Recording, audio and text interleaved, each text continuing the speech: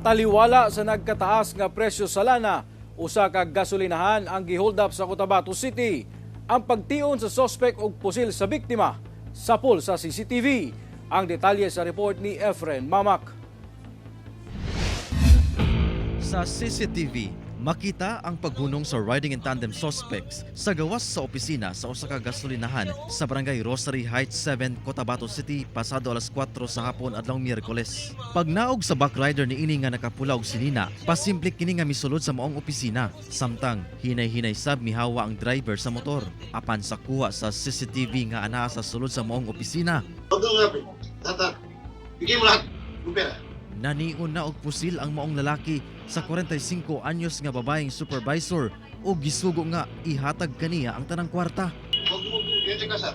Taod-taod, gisulod ni ini sa sling bag ang kwarta, lakip na sab ang usa ka cellphone sa biktima. Dayon, pugsanon kining migawa sa pultahan.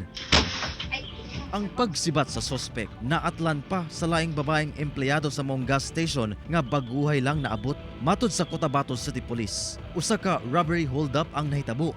Gitangag kuno sa sospek ang 8,000 pesos nga kita sa mong gasolinahan, lakip na ang cellphone sa mong biktima nga mokantidad sa 4,000 pesos. Nasabi po ng biktima na wala po silang security guard. At during that time na yon, nai-report po sa inyong kapulisan, a day na po. March 19 nila ni-report, hindi rin po agad-agad humingi ng tulong. It's because, sabi ng biktima, natakot po daw siya. Hindi naman natin maalis siya sa isang biktima because traumatic po yung incident. Padayon karon ang otoridad sa pagpangita sa sospek. Naghahanap pa rin tayo ng ibang CCTV, magbabacktracking yung ating investigating team as well as the intelligence unit kung nahagip din ng ibang establishmento itong tao na ito para po for furtherance na baka makatulong din sa pag-identify ng suspect.